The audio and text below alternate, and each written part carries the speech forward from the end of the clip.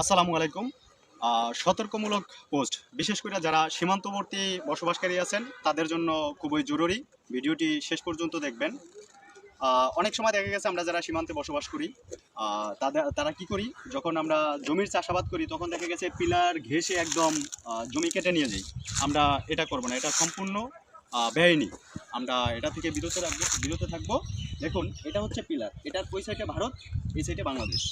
আমরা এই পিলারের কোল ঘেঁষে কখনোই আবাদি জমি চাষ করব না। আর সবচেয়ে বড় কথা হচ্ছে আমরা খুব আহত। কিভাবে আহত?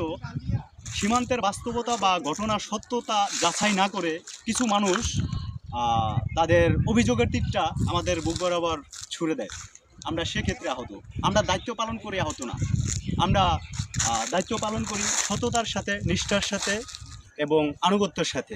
আমাদের দায়িত্ব পালনের কোনো কমতি নেই এবং ইনশাল্লাহ কমতি থাকবো না। আমরা দেশের জন্য সর্বোচ্চ দিয়ে দায়িত্ব পালন করব।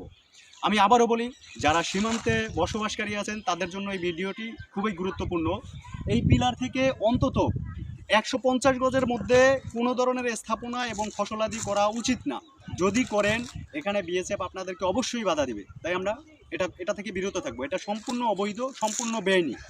আমরা পিলার থেকে অন্তত 150 গজ ভিতরে যত ধরনের আবাদি ফসল আছে করা যাবে, কোনো সমস্যা নেই।